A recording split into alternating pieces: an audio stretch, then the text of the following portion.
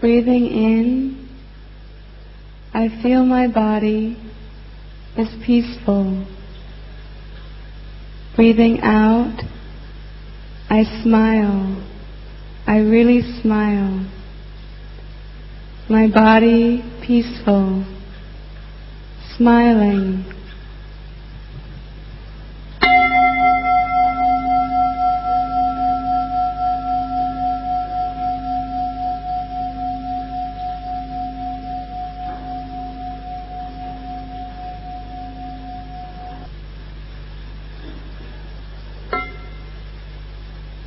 As I breathe in, I am aware that my body and my mind are dwelling in the present moment. As I breathe out, I feel this is a wonderful moment, present moment, wonderful moment.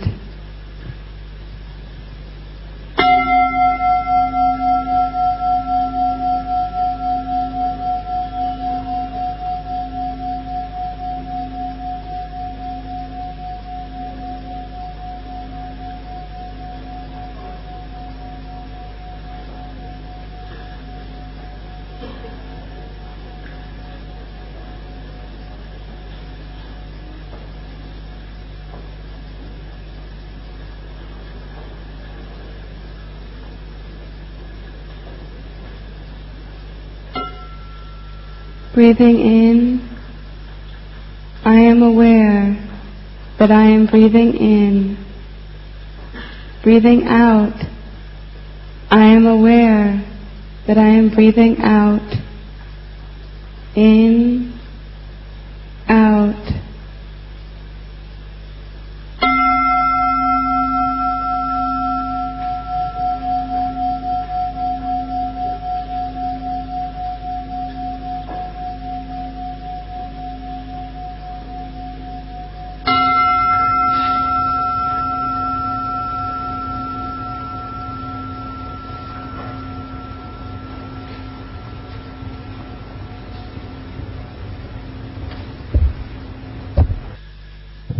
Ladies and gentlemen, please rise for the Master.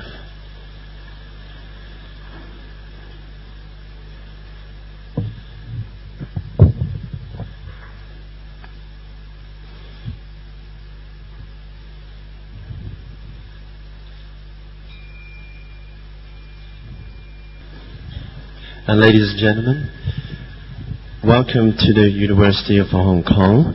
And join us for tonight, the Zen Master Thich Nhat Hanh's Dharma talk, our appointment with life. And my name is Walter Nai, will be your Masters of Ceremony. It's my honor duty to ask you all to join me again to welcome the Master and his disciples, students from Prom Village. And before the talk, can I ask all of you to turn off your mobile phone, because I still hear some sounds, and your pagers. Thank you for your cooperation. And now, may I introduce Professor Lee, Chairman of the Management Committee of the Center of Buddhist Study, to come on the stage and say a few words. Professor Lee, please.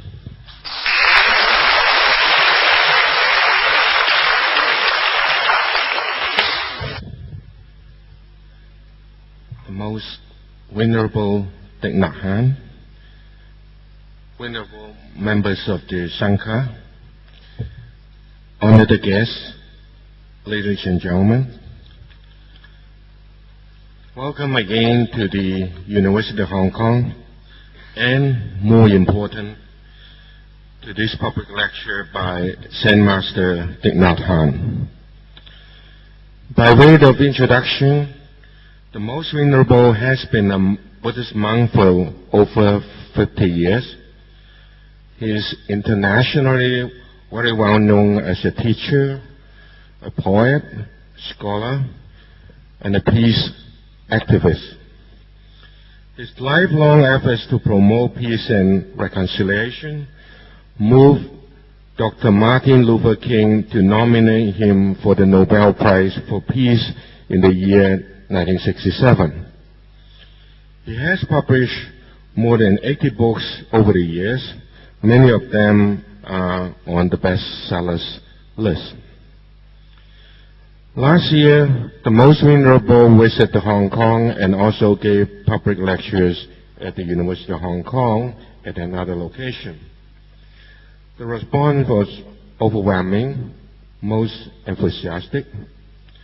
This year, we booked local hall here for the lecture, but it's quite clear that even local hall is not large enough to accommodate our enthusiastic audience.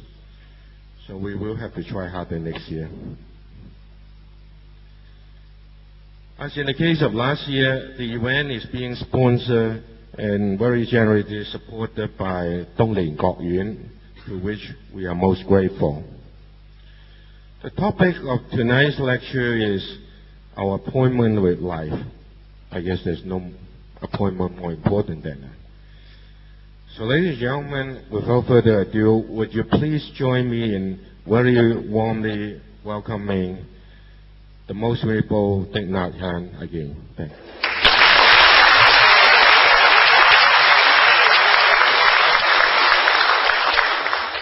Dear friends, the monks and the nuns would like to offer a chant to open the talk. This is a chant invoking the name of the Bodhisattva Avalokiteshvara, the Bodhisattva of great compassion.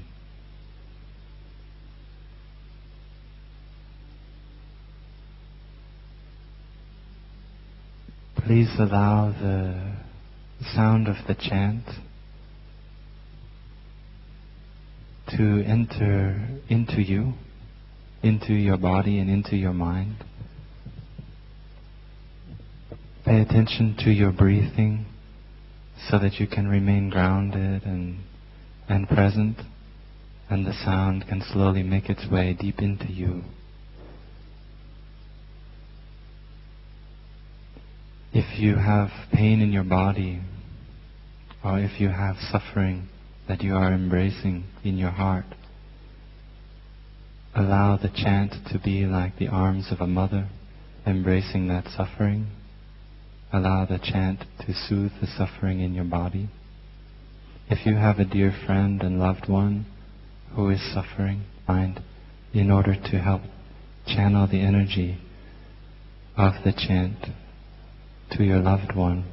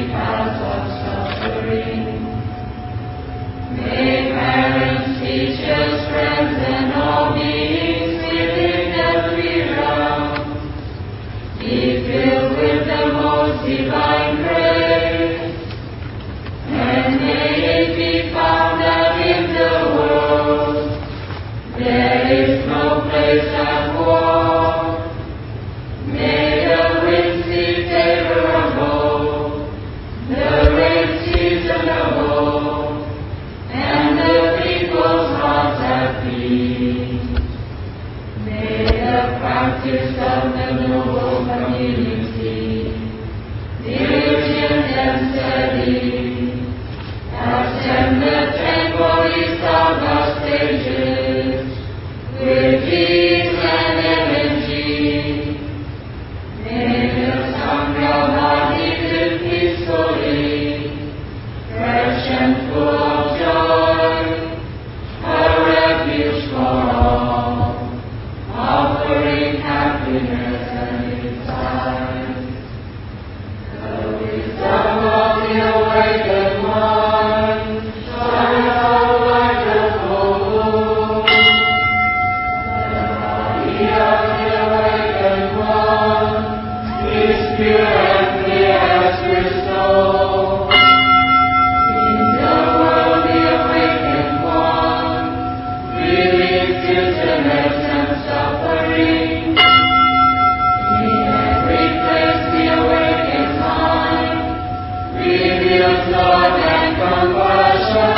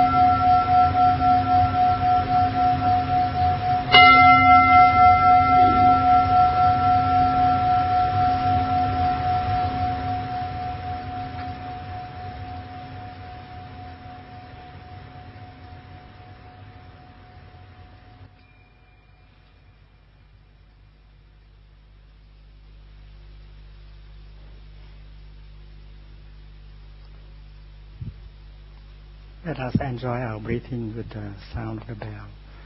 Breathing in, I feel alive. Breathing out, I smile to life around me and inside of me.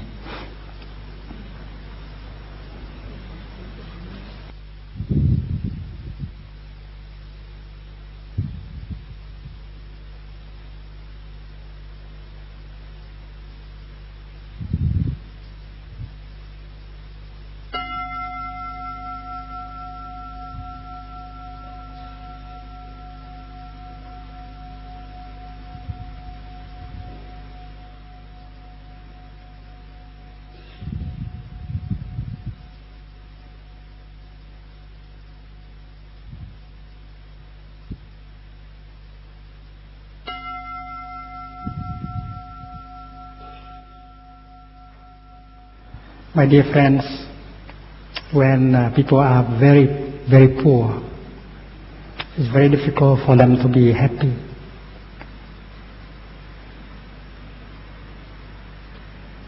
But when people are very, very rich, it's very difficult for them to be happy also. I know many people who are very rich. They have told us about their life, their suffering. They are very lonely. They have a lot of worries, a lot of fear within them.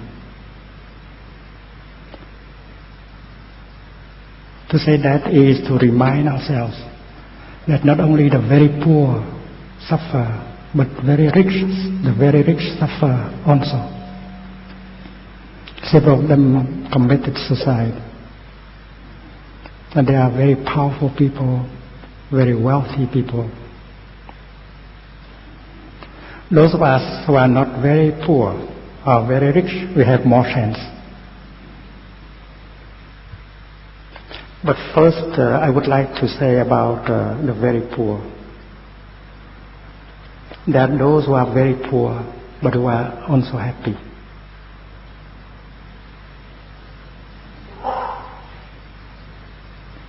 Among the very poor, you can count the monks and the nuns at the time of the Buddha. They did not have anything with them except the sangati, the ropes, a filter to filter the water. And many of them were very happy just because they did not own anything. They did not have to worry much. And they only ate one time a day, at noon. You know, the monks and the nuns in the time of the Buddha, they went begging for their food in the morning. And before noon, they sat down in the wood. They enjoy the silent lunch together, and the Buddha did exactly the same thing.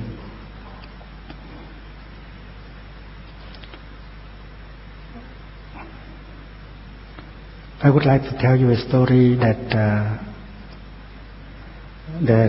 you can find in the sutras.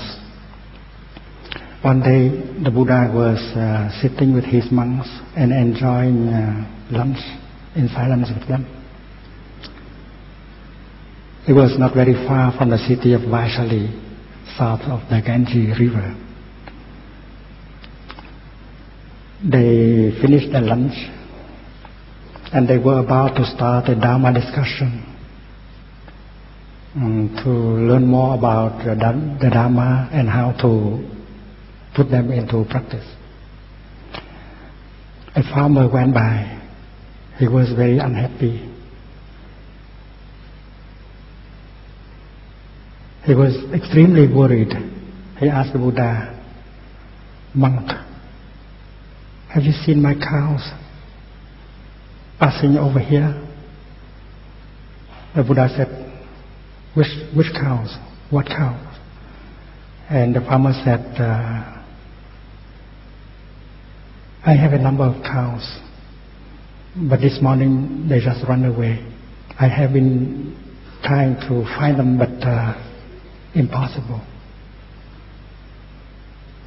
Monks, I think I have to die. I have to kill myself. I suffer so much. I have only two acres of sesame seed plants, and this year they ate them all. The insects have eaten them all. I don't have anything to live on. I'm going to kill myself.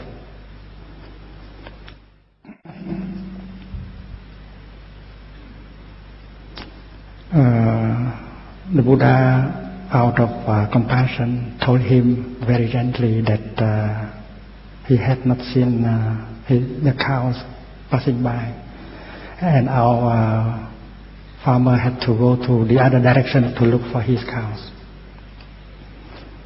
After the farmer was gone, the Buddha turned to his monks. He looked at them in silence and then he smiled. And this is what he told the monk. My dear friends, you are very lucky people. You don't have any cow to lose.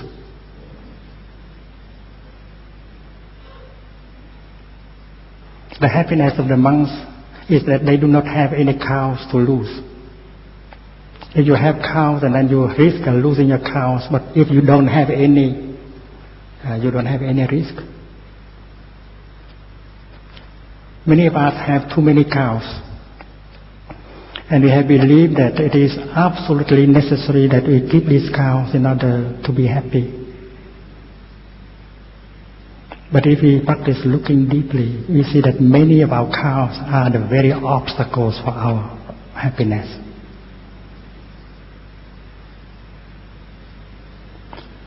We might like to take a piece of paper and write down the names of all our cows.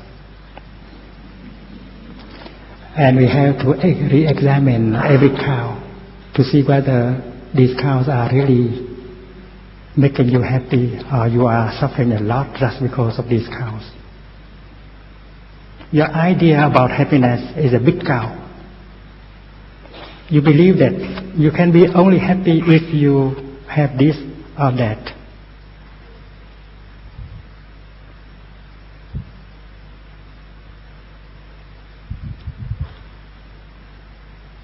A certain nation might believe that such an ideology is absolutely necessary for that country to be happy, to prosper.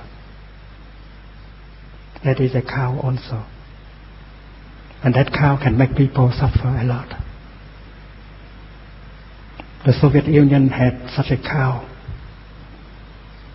And during 70 years, she had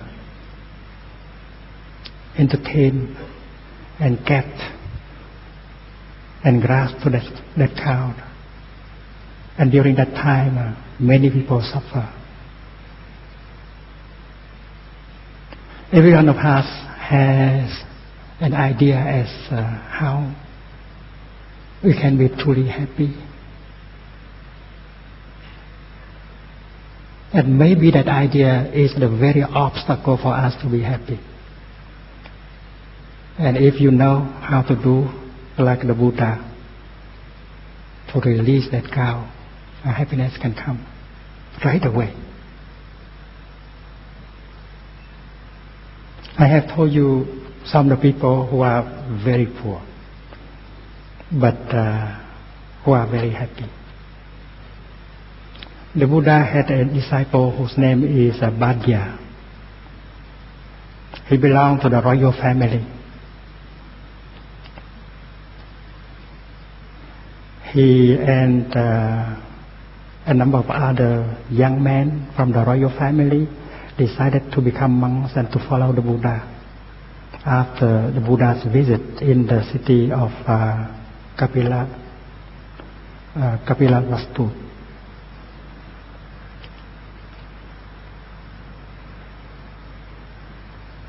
One day, Bhadya was sitting in meditation at the foot of a tree.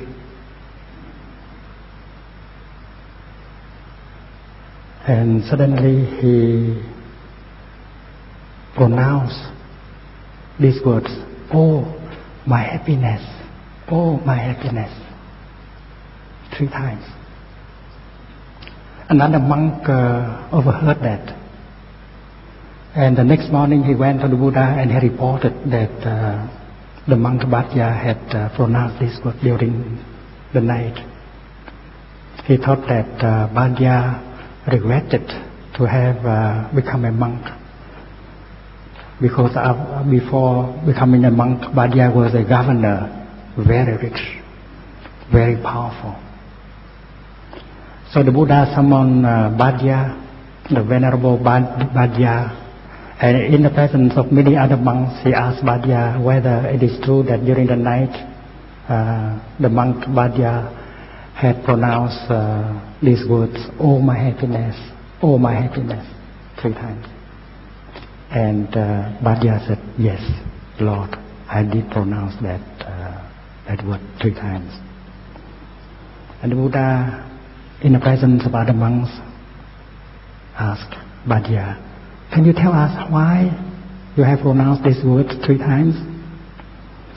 And Bhadya said, "Dear teacher, when I was a governor, I was very powerful, I was very rich, but I was full of worries and fear.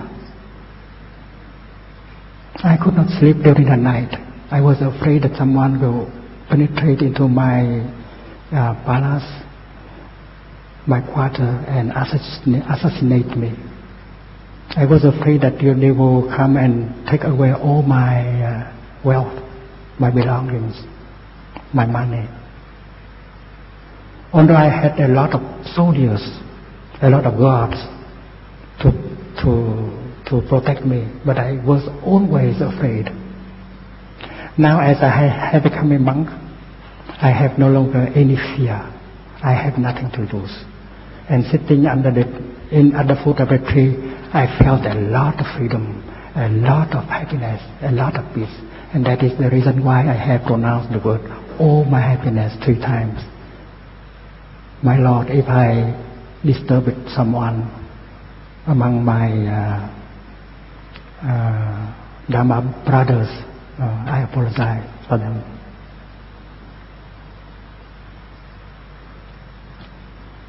That story tell us that happiness, true happiness, cannot be without freedom. I'm not trying to tell you that you should be very poor in order to be happy. Because at the time of the Buddha, there was a very rich person, a business leader, whose name is Anattapinika Kapkodok. He was extremely wealthy. And he is one of the Buddha's favorite disciples. And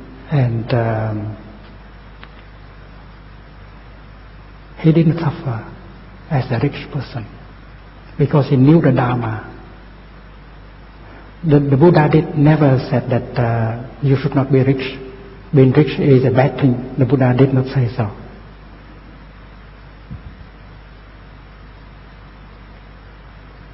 About 3 years ago, in Plum Village, where we live and practice, we offer a retreat for business leaders. There are 400 of them coming from Europe and America and practice with us during 7 days. And they practice looking deeply into the life of a businessman or woman in order to find out the roots of their suffering, and also to find out the kind of practice that can help them suffer less and begin to taste the joy of life. And all these rich people, most of them were rich. They practice mindful breathing, mindful walking, eating in silence, Dharma discussion, listen to Dharma talks. And at lunchtime, they go and serve their food. They have been asked to help cooking in the kitchen. And after eating, they help with washing the dishes with a lot of joy. At home they never do such a thing, washing their own bowl, their own plate after eating. But that was the first time many of them had the opportunity to taste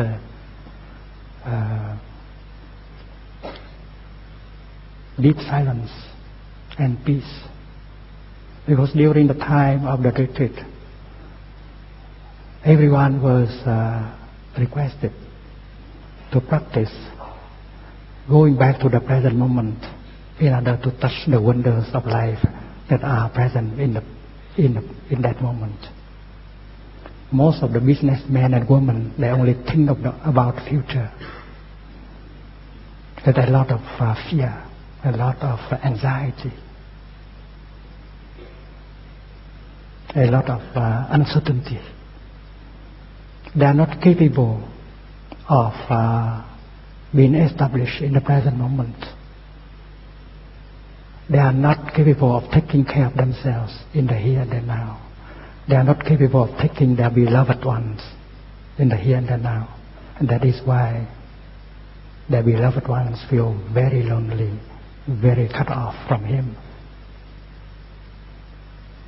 And during the retreat, they have learned to live the kind of life where they can touch the wonders of life. They can look deeply into their life and to see whether they are the right path. The right path should bring them happiness and reduce the amount of worries and fear and anger in them.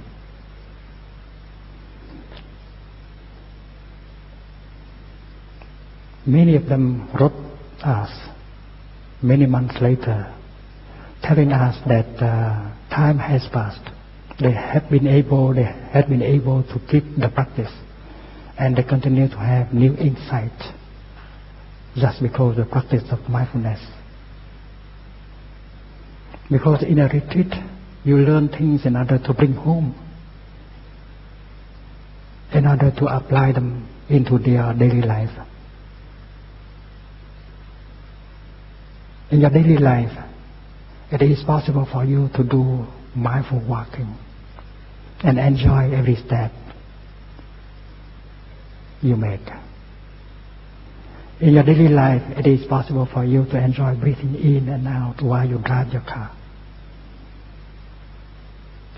In your daily life, it is possible for you to hold the hand of your child and walk with peace and joy and become aware of the presence of your child.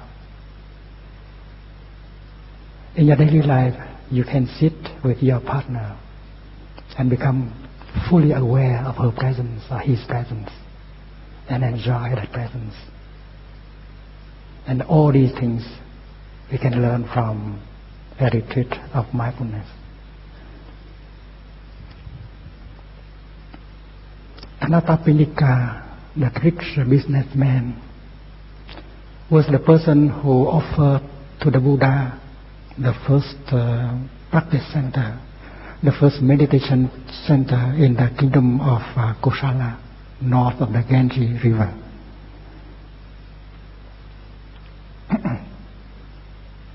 The name Anathapindika is not his real name. That name had been given him by the people in the city of Shravasti. Because Anathapindika had a very generous heart. He took care of the lonely people, the destitute people, the orphans, the old people in the whole city and kingdom.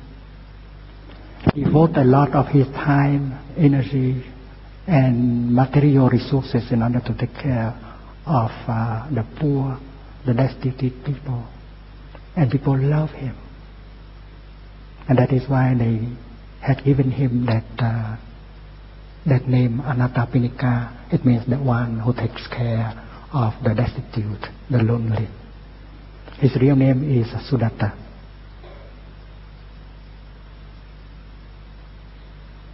Anathapindika took a great deal of pleasure to serve the Buddha, the Dharma, and the Sangha. It was him that invited the Buddha to come to the kingdom of Kosala in order to teach.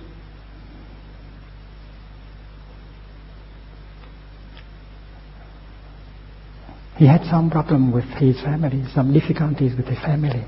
But because he was able to learn the Dharma and practice the Dharma, he was able to bring his family to a state of harmony and happiness. There was a time when Sudatta lost all his fortune, become very poor. And that is the truth of impermanence. You cannot be rich all the time. Sometimes you have to get poor. But he was not afraid. He did not suffer when he lost everything. That is something you can learn from. Because during his life he always helped people. He got so many friends. And that is why when he lost everything, his friends came to him and supported him and helped him to rebuild his fortune. He did not suffer when he was rich. When he was very rich, he did not suffer at all when he was poor. And that is thanks to the Dharma. The Dharma can help the poor people.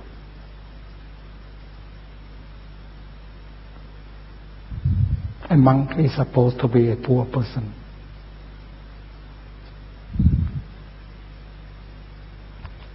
A monk is supposed to be a happy person.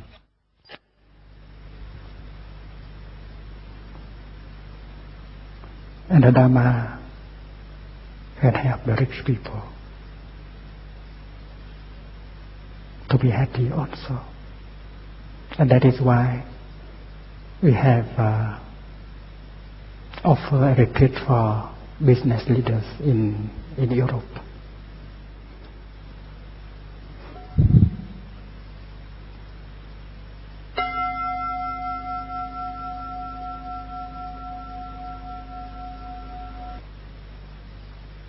Next year we are going to offer a retreat for police officers in North America.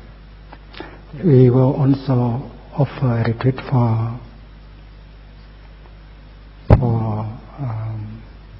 movie actors and movie producers. Many of them are very rich. Some of them have come to our monastery in order to practice, and they have told us that these rich people, powerful people in the show business, they suffer very deeply also. And that is why they ask for a retreat of mindfulness. We have already offered retreats of mindfulness for psychotherapists.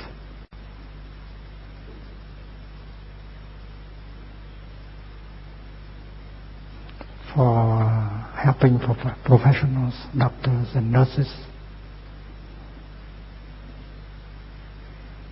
and many other kind of professions. And the teaching of the Buddha can be applied to every section of our society.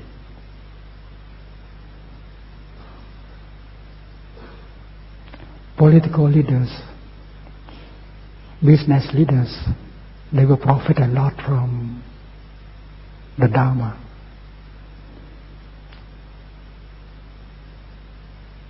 And if they know how to bring a spiritual dimension to their life, they will suffer much less. They will be able to taste the joy of life, and they will be able to help many other people to be happy because they are powerful people. The Buddha told us that the past is already gone and the future is not yet there. There is only one moment when we can be truly alive. That is the present moment. Many people cannot get away from the prison of the past. They always think of the past. They are not able to establish themselves in the here and the now and touch life deeply in that moment. The past has become a prison for them. Many of us have met such people. They can only live with the memories of the past. They are not really there, alive in the present moment. There must be ways in order to help them to get away from that prison and to settle in the moment where life is available. There are also a lot of people who lose themselves in the fear, the uncertainty concerning the future. They are so afraid of the future that they are not capable of enjoying everything that is refreshing, healing, and nourishing in the present moment. The Dharma can help. The Buddha said, there is only one moment when you can be truly alive, and that is the present moment. And you have an appointment with life, and that is in the present moment. Only in the present moment that you can touch all the wonders of life that within yourself and around you. And the basic practice is how to get rid of your regret concerning the past, and of your fear and anxiety concerning the future. And the good Dharma should be able to tell us how to practice in order to be free. Freedom is the foundation of true happiness. We are not talking about political freedom here. We are talking about freedom from our afflictions, like a craving, like fear, like anxiety, like anger. The Dharma helps us to look deeply in order to understand the roots of these afflictions, so that we can free ourselves from them and begin to live happily each moment of our daily life. Let us enjoy our breathing, because we are still alive. We are capable of breathing in and breathing out, and become aware that the miracle, the greatest miracle of all the miracles, is that we are alive.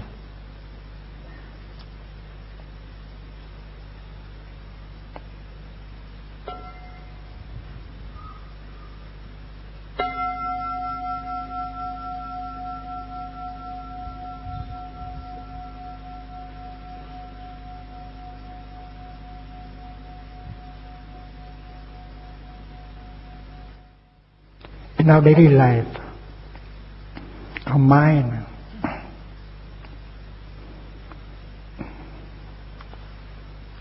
is not always with our body. Our body might be here, but our mind is elsewhere. It might be in the past, or in the future, or in our projects, in our worries. That is why we are not truly present for ourselves and for our beloved ones.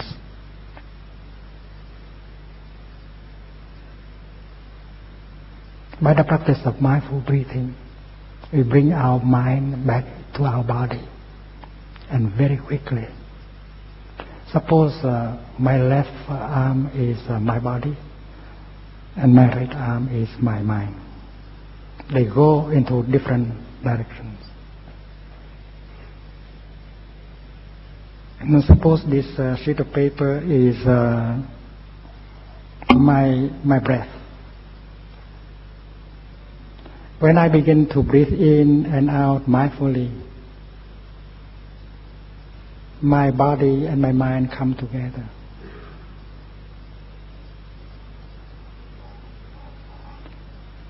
And our breath is a kind of bridge that links our body to our mind. And if you are a good practitioner, it takes you only one in-breath or one out-breath in order to bring your mind back to your body. And when your body and your mind are together, you are truly present. You are fully present in the here and the now. And you are fully alive also. And you are now in a position to touch the wonders of life. But it needs some training in order to be able to do so. There is a young man of 11 years old. He was asked by his father whether what would he like to have as a gift, as a present for his birthday that will be the next day. The young man was confused. He did not know what to answer. It did not seem that he wanted anything. His father is a very, very rich person. He could afford to buy his son anything. But the son did not want anything. After thinking, he found out what he really wanted. And he said, "Daddy, what I want is you." Because the father, that businessman, very wealthy, is very seldom available to his family. As a rich person, he has to strive in order to continue to be rich. And all his time is devoted to his business. That is why he did not have time for himself and for his wife and his children. And his wife and his children found it very lonely. The young man does have a father, but he does not feel that he did not feel that he really have a father, because his father is very rarely available to him. When someone is caught in his or her worries, in his or her projects, he's no longer there, she's no longer there for you. And you feel lonely. If that gentleman knew the practice, he would go back to his breath and practice 1 or 2 minutes of mindful breathing in order to bring his mind back to his body. And then he would look at his son smiling and say, "My darling, I am really here for you." And that is the greatest gift that you can offer to your beloved one. It's not the money, it's not a house, it's not a car, but your true presence. Your true presence is the greatest gift, the most precious gift you can make to your beloved one. How can you love without being there?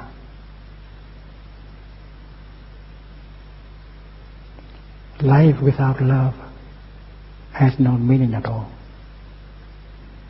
You want to love and to be loved. And in order to love, you have to be there for yourself and for your beloved one.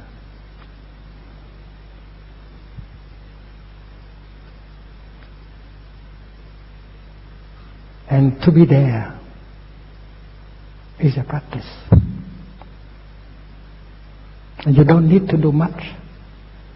You need only to make a few steps mindfully enough to go back to yourself and become fully present, fully alive. Or you may need only to breathe in and out just a few times and become free. With a teacher, with a Dharma brother or sister helping you, you can do it in a few days. And you can change your life.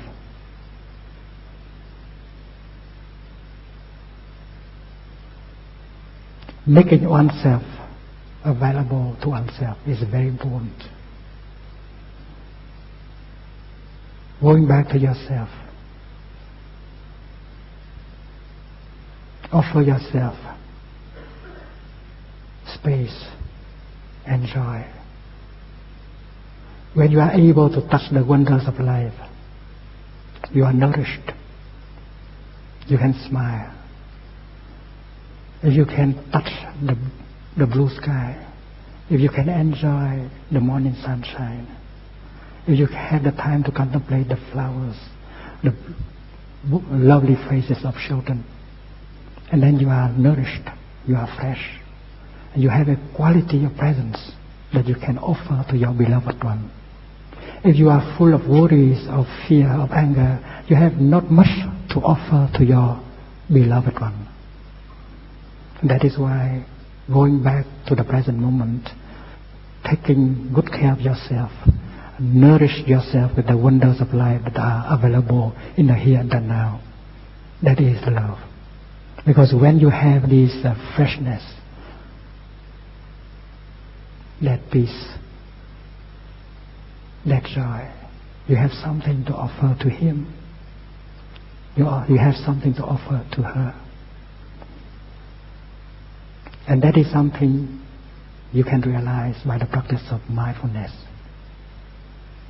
When you are truly alive, when you are truly present, you can look at him, you can look at her, and you might like to pronounce this sentence, darling, I know that you are there, alive, and I am extremely happy.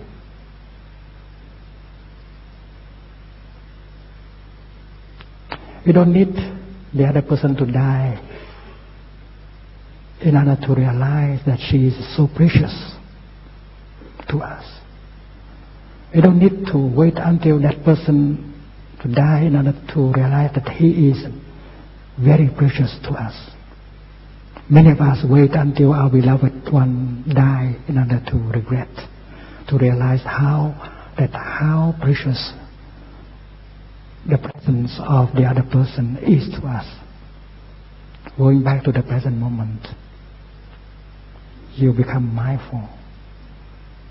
You become enlightened of the fact that the other person is extremely precious to you. And that is why you can look at her, you can look at him with a kind of eyes that is full of love. You treasure his presence, you treasure her presence, and smiling to him, smiling to her, you say, darling, I know you are there, alive, and that makes me very happy. You don't need any money at all in order to do so. Happiness is made of these small things, not so small. They are very important.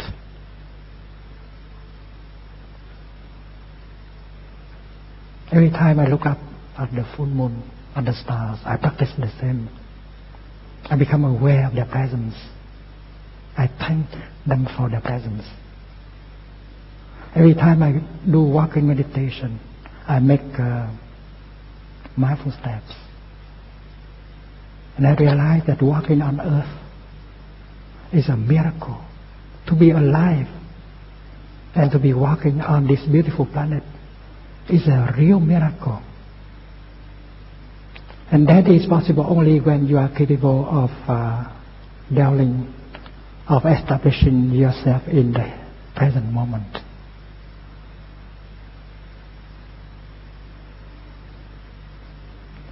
When you drink your tea, you might like to drink it mindfully. To drink your tea mindfully, you have to bring your mind back to the present moment. And during the time of tea drinking, you are free from the past. You are free from the future. You are free from your project, your fear. You are truly alive, truly present for the tea. When you are real, the tea becomes real. And during that moment, life truly exists. When you breathe in mindfully, when you breathe in, and if you know that this is your in breath, that is called mindful breathing.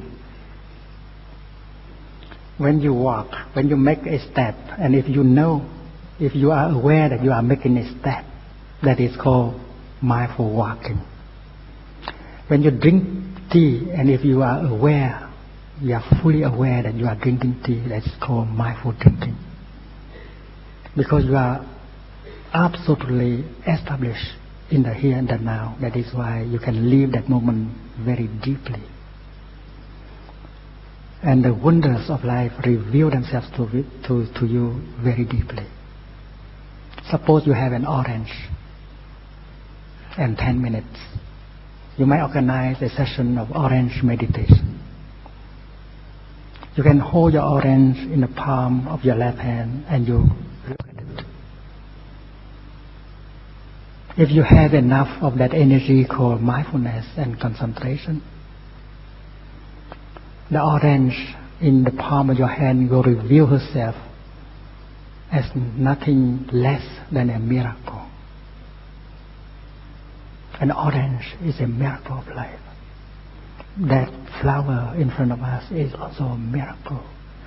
Do we have the time to get in touch with miracles of life that are available all around us and even inside of us? The heart that is beating in us is a miracle of life. Breathing in, I'm aware of my heart. Breathing out, I smile to my heart. My heart still functions normally. What a chance. Because many people do not have a heart that functions normally. And the deepest desire is to have just a normal heart. We have a normal heart that functions normally, but we are not happy about it.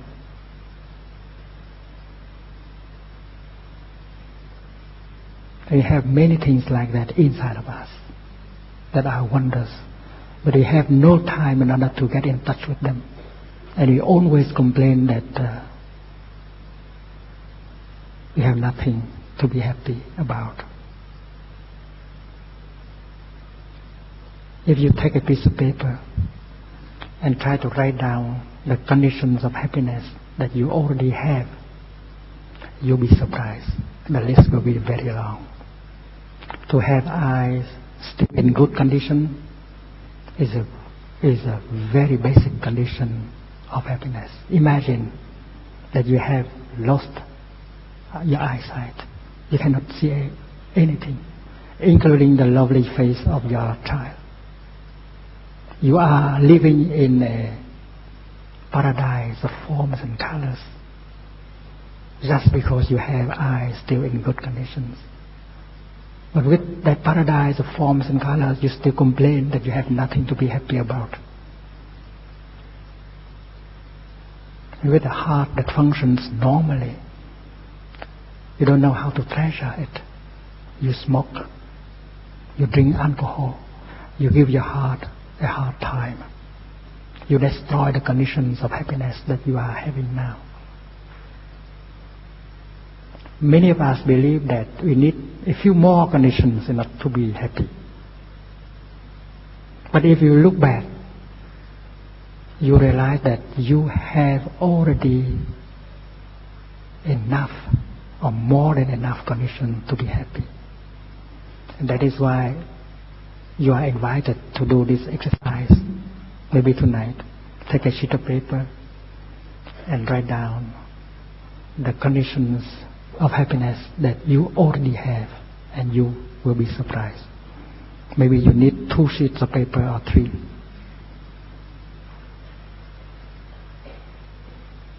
When you look deeply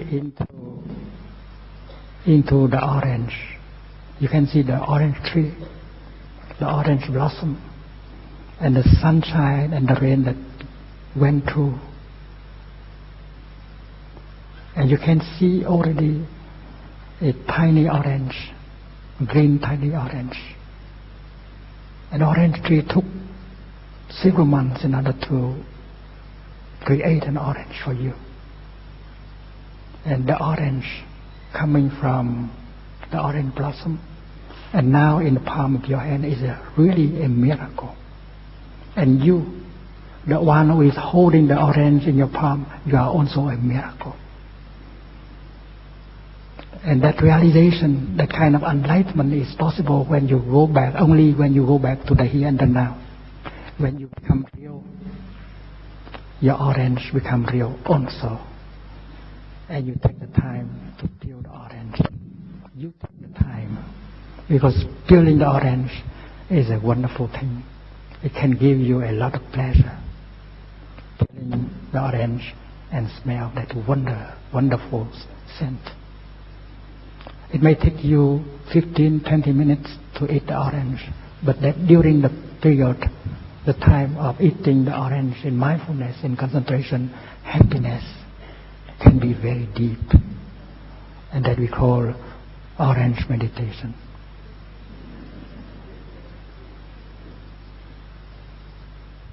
In Plum Village in France, we practice walking meditation every day, together as a Sangha. And I love to hold the hand of a child and to walk with him or with her. We enjoy every step we make.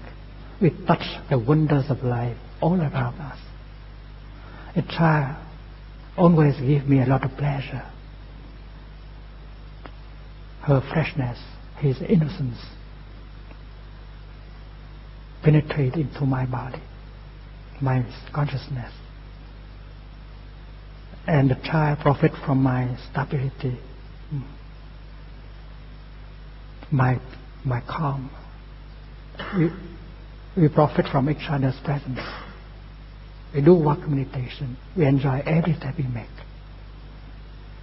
There are times when we do walk meditation on the hillside.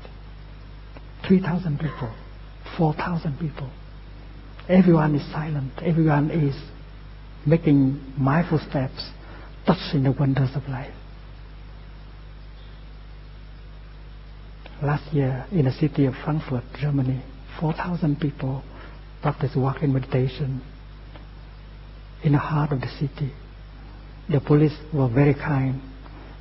They blocked a few boulevards so that we had place to do walking meditation. It was a general assembly of the Protestant church. Hundreds of thousands of people came to the city in order to celebrate that occasion. I gave a talk about how to enjoy the wonders of life. And then we did walking meditation together in the city.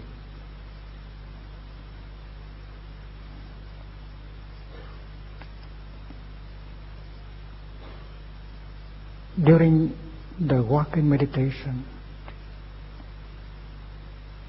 it is our freedom that bring us our happiness. Freedom from the past, freedom from the future. We are capable of getting in touch with the wonders of life in ourselves and around us. We enjoy every step. Every step brings us more stability, solidity, and freedom. In Plum Village, every time you need to move from one place to another, no matter how long that distance is, you always apply the techniques of walking meditation, always moving in mindfulness. Going from your living quarter, from your hut to the meditation hall, you apply the techniques of mindful walking. You enjoy every step. You are not in the meditation hall yet, but meditation already started.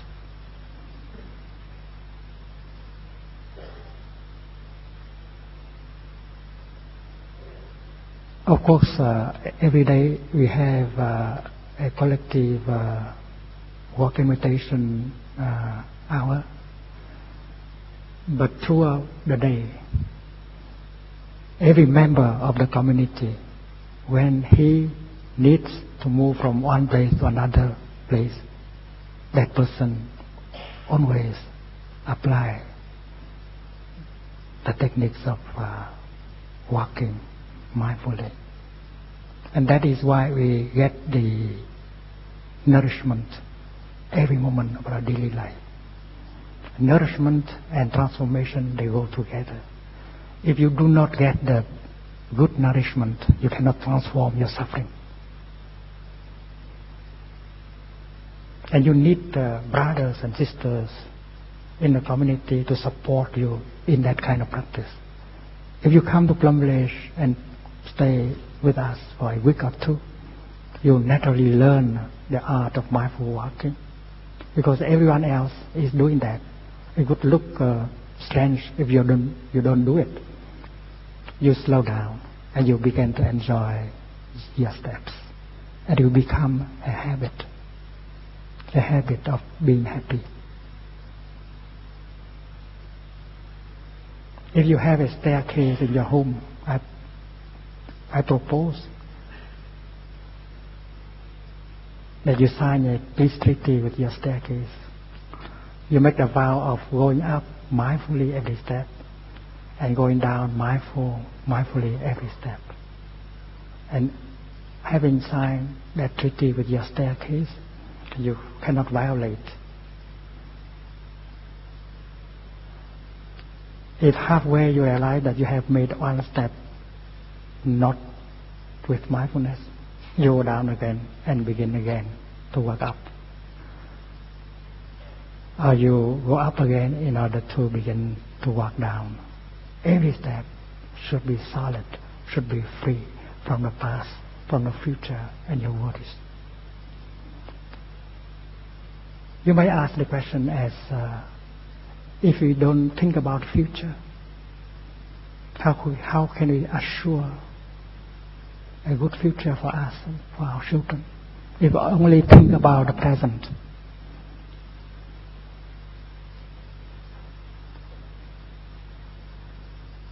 What is the future made of? The future is made of only one substance, the present moment. What else can the future be made of? And that is why taking good care of the present moment, the best way you can, is about the only way to assure a good future. If happiness is possible in the present, true happiness, I mean, and then happiness will be assured for the future. That does not mean that you are forbidden to make projects for the future. No, the Buddha advised you not to get lost in the future with your worries, with your fear, with your uncertainty. But you do have the right to make plans for the future. To worry about the future does not help. It will harm the future. To be afraid of the future does not help. It will harm the present and the future also. So what is the practice? The practice is to make plans for the future with your intelligence by being grounded in the present moment. You are free to make plans for your future,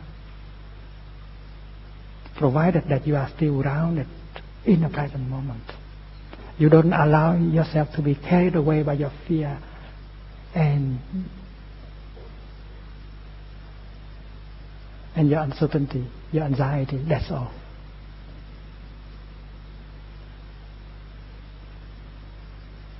And also, there is a relationship between the past and the present. Usually we think that the past is no longer there and we cannot do anything in order to heal the past, to repair the damage we have done to the past. But in this practice offered by the Buddha, it is possible to repair the past. Because looking deeply, you realize the past is still there. In the form of the present. The damage you have done in the past is still there. The suffering is still there. You still suffer because of the wrong thing you have done in the past. And that is why, establishing ourselves in the present moment, we can touch the past. And there's something we can do in order to heal the past. Suppose in the past we had said something unkind to our mother.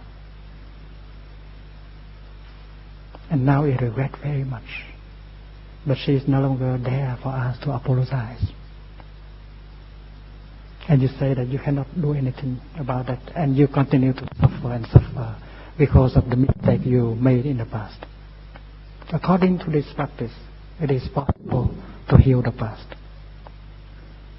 Sit down, follow your in-breath and out-breath, and look deeply. You realize that your mother is still alive in every cell of your body. Your mother has transmitted herself entirely to you, and she is fully present in every cell of your body. You are the continuation of your mother. You are your mother.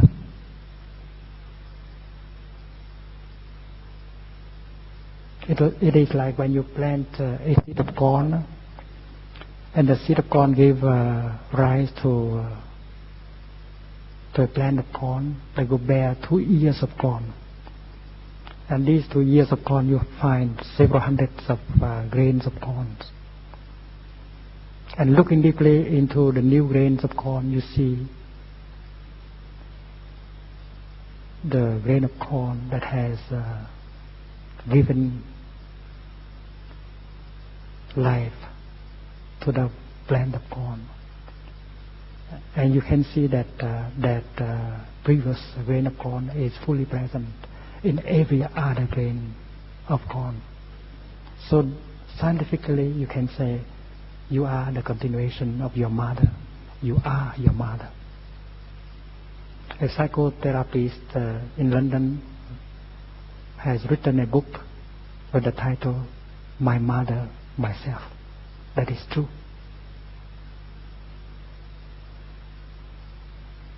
So to be angry at your mother is to be angry at yourself. And then after having looking deeply, you realize that your mother is still fully present in you, and you can speak to her. Mother, I'm sorry that I have said to you. I vow from now on I will not say anything like that anymore. I'm determined. You can see your mother smiling inside of you, in every cell of your body. And that is why, according to the Buddhist teaching, you can even heal the past and repair the damage you have done in the past. To live in the present moment does not mean that you have no right to learn from the past, that you have no right to plan for the future. That's not true. You can learn the past, or you can learn from the past, and you can make plan for the future by being grounded completely in the present moment. And that is a training, that is a practice that everyone should do, including business leaders, including political leaders. dear friends, I have offered you a few concrete methods of practice, a few exercises. The practice of mindful breathing, the practice of mindful walking, the practice of mindful eating, the practice of mindful looking in order to repair the past and to plan for the future. With a sangha, with a community practice, with a teacher, you can deepen that kind of study and practice, and you'll be able to go back to the present moment, get the nourishment and the healing that you need in order to have something precious to offer to yourself, to your beloved one, and to our society. The practice of mindfulness is the basic practice of a community of practice. We do everything in mindfulness, whether that is cooking, or washing, or working. In our center, the kitchen is also a meditation hall.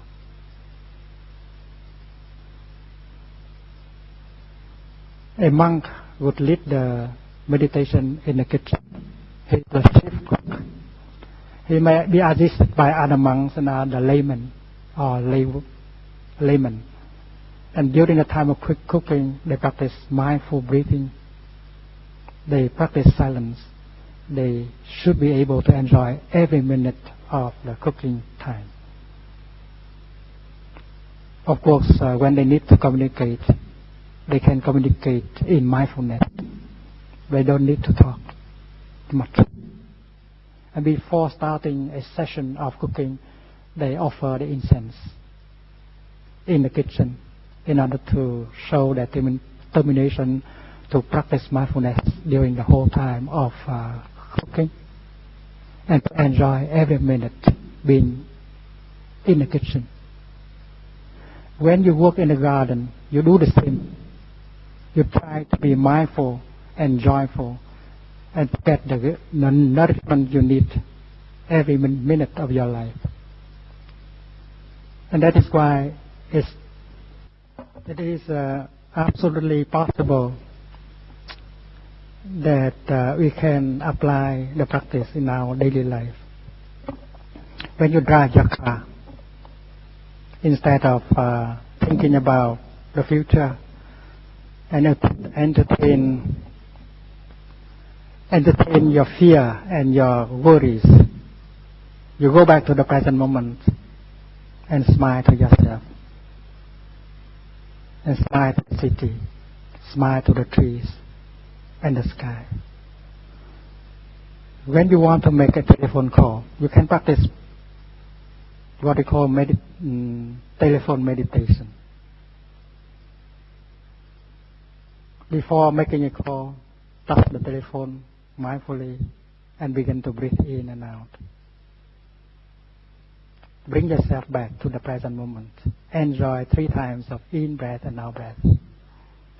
That make you calm and that increase the quality of your conversation with the other person. We have a poem that we use before we compose the number. Words can travel very far, and they can establish good communication.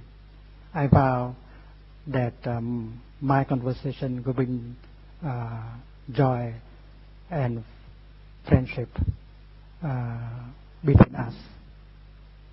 You can write your own poem in order to use for your telephone meditation. And after having practiced breathing in and out 3 times with that poem, you can begin to dial.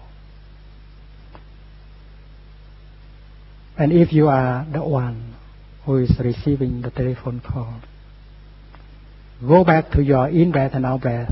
Enjoy your in breath and out breath when you hear the telephone ringing. That is what we have done in Bangladesh.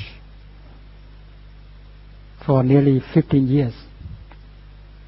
When your telephone vibrates, you cannot expect people to answer, to pick up the phone right after the first.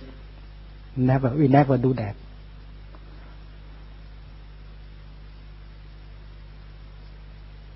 Because when the telephone rings, we stay where we are. Even if we have a portable phone in our pocket, now we practice being there and enjoy our breathing. Because the sound of the telephone replaces the bell of mindfulness. And you practice like this. I listen. That is breathe in. This wonderful sound brings me back to my true home when you breathe out. My true home is in the here and the now. And the telephoner has become a bell master, helping me to enjoy going back to my true home, the present moment, in order to enjoy my in-breath and out-breath. Don't worry. If the other person really has a very important message to tell you, she can wait. She will not hang up after the first sound. And when your telephone sounds for the second time, you can still enjoy your in-breath and out-breath. And that makes you calmer. When the telephone rings, there's a light disturbance happening to you. There's a vibration inside. Who is calling? Good news or bad news? You are not very peaceful. And you want to find out right away. You are weak. You are not strong enough. Therefore, the practice is to resist and to enjoy your breathing. And by breathing, you make yourself calm. And that will be not only for your sake, but for the other person's sake also. Your conversation with him or with her will have a better quality. Suppose in Hong Kong, everyone practices telephone meditation. Hong Kong will be a much better place to live. People will be much calmer, happier. And we don't need extra money in order to do that. This is a project that the city council can take up. It needs some education. I believe that we should bring a spiritual dimension to our daily life that will reduce a lot of suffering, that will help people to enjoy more their daily life.